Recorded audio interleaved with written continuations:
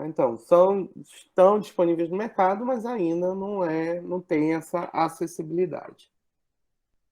Quanto à fisiopatologia, então, lá em 1961, acreditava-se que o bruxismo seria um instrumento por meio do qual o indivíduo iria eliminar interferências oclusais, né? E assim compensar possíveis maloclusões, interferências oclusais, minimizar disfunções na TM ou ainda alterações na anatomia das estruturas ósseas.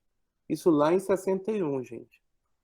Mais recentemente, desde 2014, já sabe-se que a eliminação de interferências oclusais não influenciam na redução do bruxismo do sono,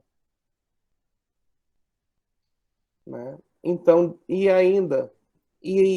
tanto isso é verdade que desde 2001, né, com este trabalho, né, há esse consenso que o bruxismo ele é regulado no sistema nervoso central, não no sistema nervoso periférico, né? Então, ocorre sempre no sono mais superficial, né? A presença de neurotransmissores no sistema nervoso central e no sistema dopaminérgico central, né? Que podem ser potencializados com tabagismo, álcool, drogas, doenças e traumas, né? Ou ainda fatores psicológicos como estresse e personalidade também são frequentemente associados.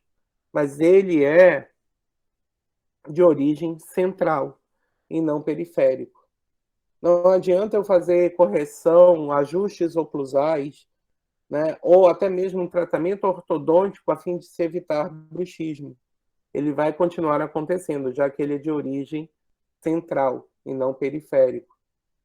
Esse até é um mantra da professora Adriana Lira, que é uma grande estudiosa de bruxismo na infância, né, no nosso país, né? E ela faz em diversas aulas que eu já presenciei dela e concursos e congressos, né? Ela faz todo mundo repetir que o bruxismo é de origem central e não periférico, né? Então há um déficit no sistema GABAérgico, né? Então há a liberação de dopamina que influencia no microdespertar e assim ocorrendo os movimentos.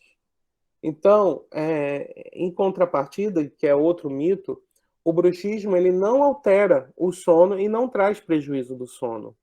Então, se o indivíduo realmente só tiver um episódio de bruxismo à noite, ele não vai ter prejuízo daquele sono.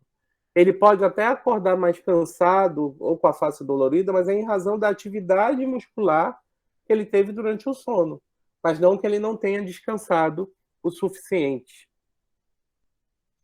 né? Então, como é que ele ocorre?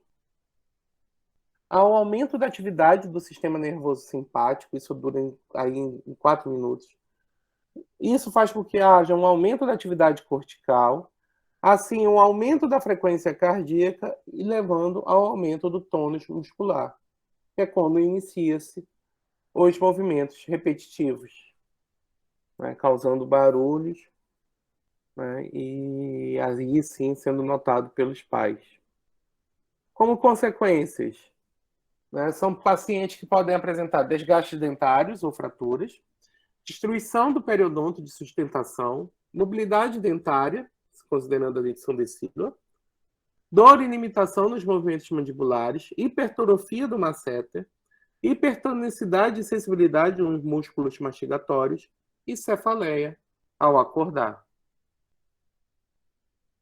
E quais fatores associados estariam envolvidos nesta condição? Diversos, gente, diversos. Eu tenho aí fármacos, fatores genéticos, estresse, obstrução de vias aéreas, refluxo, síndrome da apneia obstrutiva do sono, transtorno do déficit e hiperatividade, né, comportamento do sono, doenças neurológicas. Né, tudo isso pode influenciar o bruxismo do sono. E esses eventos eles podem ocorrer simultaneamente e sem que estejam associados, o que contribui mais ainda para o bruxismo. Então, genético já foi encontrado através de testes de marcadores genéticos, né, algum nível de evidência desde 2008, né, onde estabeleceu-se que existe um padrão hereditário que pode variar de 21% a 50%, né? O alelo associado ao risco aumentado, então é uma influência. Se o pai tem, tem grande chance do seu filho, né, ter também, né? Então, em 2014, naquele consenso que eu já mostrei para vocês, né, já se bateu o martelo com os níveis de evidências disponíveis que o bruxismo tem sim uma influência genética, né? O fator estresse, ele pode ser tanto fator desencadeador quanto exacerbador do bruxismo, né? Existem dois trabalhos na literatura que buscaram avaliar os níveis de catecolaminas na urina, que são marcadores biológicos do estresse, né? E os autores observaram que crianças com bruxismo tinham níveis elevados de catecolaminas na urina livre, quando comparado àquelas que não tinham bruxismo. E, além disso, ainda existe uma série de investigações em andamento, mas hoje sabe-se que o estresse contribui não somente com o estresse, com o bruxismo do sono, como também com o bruxismo da vigília, que em sua maioria é o apertamento.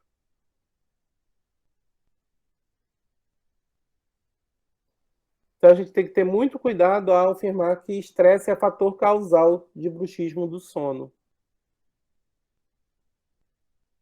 Ele vai estar mais fortemente associado, né, com o da vigília, né, principalmente de crianças que têm grande número de aula para fazer. Então, estuda pela manhã, de tarde faz um curso de inglês, faz um curso de japonês, faz o curso de matemática, enfim. Né? Aquela criança que tem uma rotina realmente pesada na área de estudos. Então, seja um ambiente que possa ocasionar ansiedade, estresse, ou que exijam alta concentração, né? Isso acaba exacerbando em maior grau o bruxismo da vigília do que o bruxismo do sono. Né? Então, daquele marcador biológico, que das catecolaminas na urina, eles também aparecem na urina quando o indivíduo passa por um estresse biológico, como é o caso da diminuição da saturação de oxigênio. Né? E aí é que vem também a obstrução de vias aéreas superiores. Né? Então, crianças com ovas tendem a desenvolver o bruxismo do sono, né? Ou ainda a síndrome da apneia obstrutiva do sono, onde os quadros da apneia também aparecem fortemente associados com o bruxismo do sono. Então, com isso, podemos afirmar que a falta de oxigenação, né, pode contribuir para esse estresse orgânico, né, e aí, por isso, esses marcadores biológicos estariam presentes na urina. Então, na verdade, a criança não é estressada, ela tem alguma obstrução de vias aéreas superiores que causa esse estresse orgânico, vamos assim chamar. Né? Então, as taxas de catecolamina na urina, né, diante desse estresse orgânico, né? E por que ocorre isso? Porque com o aumento da resistência à passagem do ar, aumenta a atividade muscular. E daí acredita-se que a criança, visando recuperar a permeabilidade das vias aéreas superiores, ela faria o quadro de bruxismo, para aumentar a capacidade de respiração e permitir assim maior entrada, né, de oxigenação. E isso, gente, é muito comum, tá? Então pode ver, sempre que vocês observarem quando nós formos corrigir um prontuário de vocês lá na clínica, e vocês nos relatam que a criança pode apresentar bruxismo, a gente pergunta: a criança está gripada, ela está com rinite, com sinusite, ela tem obstrução no nariz, né? Ela tem alguma dificuldade de respiração? É uma das causas fortemente associadas com o bruxismo, né? O refluxo gastroesofágico também teve uma prevalência maior encontrada em crianças com bruxismo do sono, né? E os autores apontaram que o movimento mandibular seria visando aumentar esse fluxo salivar, estimulando mais rapidamente a produção de saliva, né? E também não posso confundir o refluxo, né, com a síndrome da apneia obstrutiva do sono, quando a criança acorda abruptamente do seu sono profundo com aquela falta de ar, tossindo, às vezes vomitando, né, devido a essa síndrome da apneia obstrutiva. Outro fator forte na associação com o bruxismo do sono é justamente o comportamento do sono. Então, crianças que têm o hábito de dormir menos de 8 horas por noite, cujos quartos tenham luzes, barulhos, estímulos visuais, apresentaram uma maior frequência de bruxismo, né? Então, esse ambiente do sono tem que ser propício para o relaxamento e não para um possível potencialização ali da atividade do sistema nervoso, né, daquela criança. Né? Quanto a medicamentos, o transtorno do déficit de atenção e hiperatividade né, também tem uma associação com o bruxismo, e muito em razão do medicamento que a maioria dessas crianças fazem uso, que é o metilfenidato, né? Então, esses dois trabalhos investigaram dois grupos, né, crianças com TDAH que faziam uso do metilfenidato e crianças com TDAH sem o uso desse medicamento, e observaram que a associação existe, sim, positiva, né, do metilfenidato, famosa Ritalina, com o bruxismo do sono. Então, crianças com TDAH que faziam uso do metilfenidato apresentaram estatisticamente mais episódios de bruxismo durante o sono, né? E aí, uma vez que há o bruxismo, seja pela falta de oxigenação, seja por conta do uso desse medicamento, né, acaba que é uma noite que pode ser mal dormida, né? Apesar de eu ocorrer no micro despertar, isso, dependendo da frequência que isso ocorre durante a noite, a criança pode não dormir adequadamente, descansar o sistema nervoso adequadamente. E ela acorda com uma irritabilidade e uma falta de concentração diurna. E aí a gente tem que ter cuidado para não confundir essa irritabilidade, essa falta de concentração diurna com o TDAH. Né? Então, existe até isso na Associação Brasileira do Déficit de Atenção, né? É um artigo muito interessante que depois vocês podem buscar, né? TDAH, quando a ignorância faz vítimas inocentes.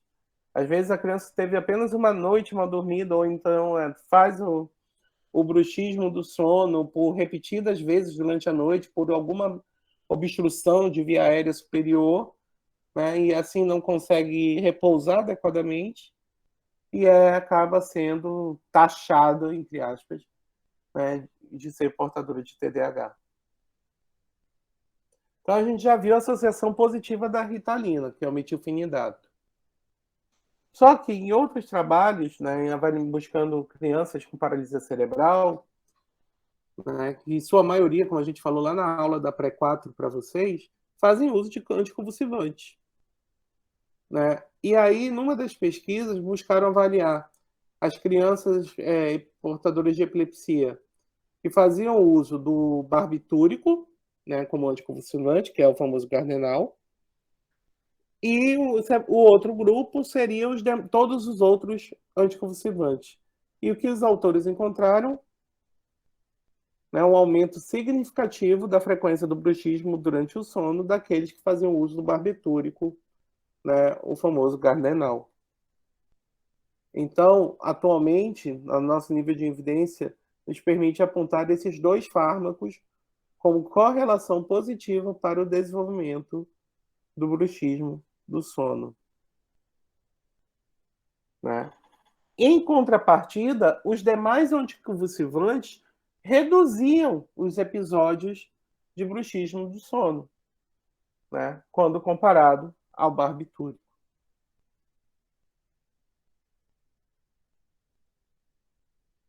Então, doenças neurológicas. Crianças que apresentam alterações neurológicas apresentam frequência significativamente aumentada do bruxismo quando comparadas em crianças normorreativas. Então, a gente acabou de ver no trabalho anterior, no slide anterior, com crianças com paralisia cerebral e principalmente se fazem uso do barbitúrico. E aí, o que fazer? Qual seria a nossa abordagem clínica? Primeiro, não tem como o tratamento não ser multidisciplinar, né? Trabalhando em conjunto, a equipe deve ser formada pelo menos de um otorrino, uma psicóloga, né, um especialista em medicina do sono e um cirurgião dentista, né? Onde o tratamento vai se basear em quê? Identificar e controlar os possíveis fatores, né, contribuintes ou associados, né, e proteger, e no nosso caso especificamente, seria proteger estruturas dentárias. E aí não se faz, sem sombra de dúvida, teria que ser com a placa em acrílico.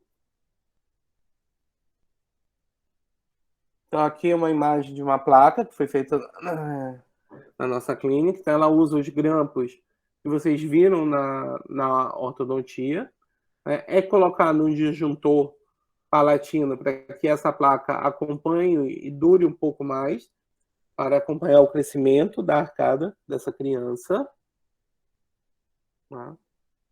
E aí não tem jeito. Não existe outro material para se fazer essa placa que não seja o acrílico, principalmente para o bruxismo do sono. Só que eu devo usar quando esse paciente estiver na dentição exclusivamente decídua? Não preciso, né? Outro ponto que sempre pergunta, mas e o crescimento? Não vai travar o crescimento? É um paciente que vai ter que estar em constante acompanhamento. Ele não pode sumir da clínica, né? E outro ponto importante é que não é um aparelho fixo, como são os aparelhinhos da horta, né? Principalmente que alguns de vocês já executaram. É um aparelho móvel e a partir do momento que não entra, não tem cristão que vai fazer isso entrar na boca da criança. Então, não há interferência de placa no crescimento das arcadas e processos alveolares. E o monitoramento da oclusão se faz necessário até para possíveis desgastes, reembasamentos ou substituições, né, trocas periódicas dessa placa. Essa placa deve oferecer contatos bilaterais simultâneos, principalmente em dentes posteriores. Então, qual seria a função dessa placa? É proteger a estrutura dentária. Então, deverá ser utilizado pelo paciente enquanto ele apresentar sinais de bruxismo. Então, outro mantra dessa aula é que a placa não é miorrelaxante. Essa placa é de acrílico, ela não faz músculo nenhum mastigatório relaxar. Ok? Então, a placa não é miorrelaxante. Então, esqueçam esse termo, por favor. A placa é de acrílico e visa proteger estruturas dentárias. Esse outro trabalho mostra que a introdução de um dispositivo de cobertura oclusal a curto prazo reduziu a frequência da atividade muscular, que foi observada em eletromiografia de músculos mastigatórios durante o sono. Só que esse efeito aconteceu a curto prazo, de 1 a 2 semanas. e depois os valores de atividade muscular voltaram às médias basais. Então, essa placa, né, não é miorrelaxante. Né?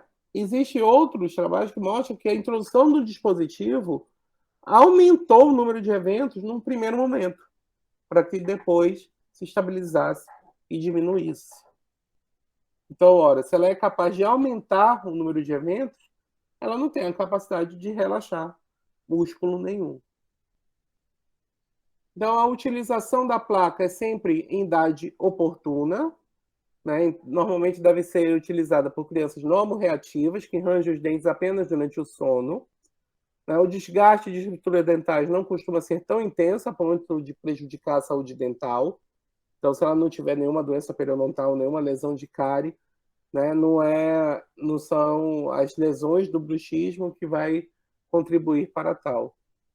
Né? A dentição decídua não se justifica a utilização dessa placa, né? E na dentição mista, o período ideal de instalação seria no período intertransitório, né? Ou seja, quando eu tenho ali caninos, molares descidos e ainda molares permanentes em boca.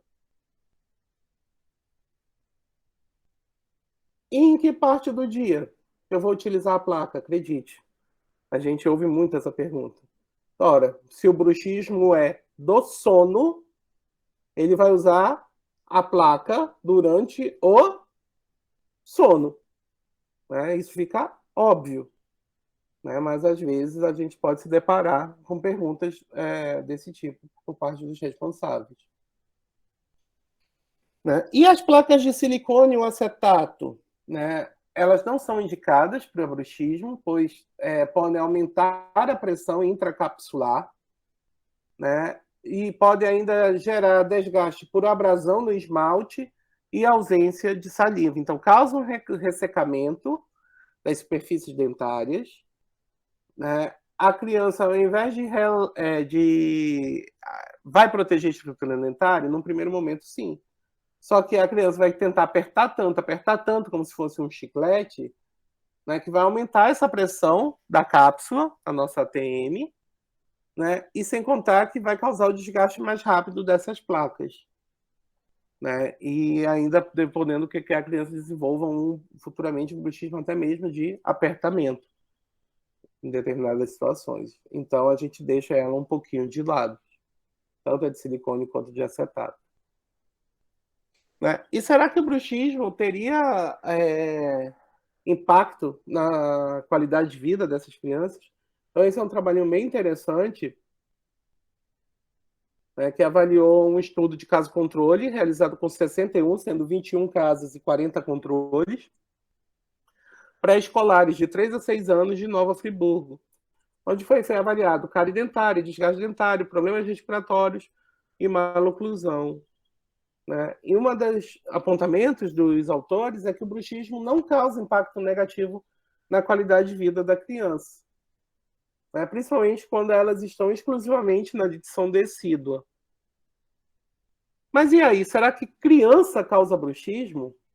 Essa é uma imagem muito clássica. Eu não sei o que o príncipe George fez para sua mãe, né, a princesa Kate, mas eu acho que é inegável que vocês conseguem ver o quão forte ela está fazendo o movimento de apertamento, né, dos dentes ao falar com o seu primogênito, né, nesta foto registrada icônica, né, e talvez criança possa causar bruxismo da vigília na idade adulta. Né, apenas uma pequena brincadeira para nossa descontração. E o da vigília? Então, é uma atividade muscular mastigatória durante a vigília, ou seja, a criança ou adolescente acordado, caracterizado por um contato repetitivo sustentado, né, com os dentes da contração muscular estática ou dinâmica, ou ainda o apoio ou empurrão da mandíbula. E não é um distúrbio de movimento, e sim uma atividade muscular mastigatória durante a vigília. Ele também pode ser, o diagnóstico pode ser feito possível, provável ou definitivo, Né? O possível, autorrelato, seriam baseados nos questionários, o provável, autorrelato e sinais clínicos, e o definitivo seria o autorrelato, sinais clínicos e a eletromiografia. Não é mais a polissonografia, porque não ocorre durante o sono, e sim a eletromiografia. Existem métodos ecológicos, que são aplicativos, né, que visam até mesmo para que a pessoa crie uma rotina e um hábito de desencostar os dentes ou registrar eventos. Então, um deles é o Brooks App, né, que é grátis na Google Play Store e custa R$ 7,90 na Apple Store, a última vez que eu vi. Né? E também tem o Desencoste, né, que é grátis nas duas grandes lojas de aplicativos, né, de smartphone, né, onde você, além de dicas, você pode registrar, né, e tentando correlacionar, ajuda isso o paciente a correlacionar que parte do dia ocorreu e tentar ali descobrir o porquê que ocorreu, que situação foi disparou o gatilho para que ocorresse o apertamento ou o travamento, né, durante a vigília. Né? Os nossos sinais clínicos, infelizmente, na vigília, são sinais clínicos mais tardios, né? Principalmente a língua dentada ou hiperkeratose, quando o paciente faz realmente esse movimento de apertamento, de contração, com o toque dentário. Né? O paciente vai relatar dores na região, principalmente na região temporal, né? Na ATM, né? Ou ainda a hipertrofia muscular com formação de nódulos próximo ao ramo mandibular. Também são frequentemente relatados. Tá bom?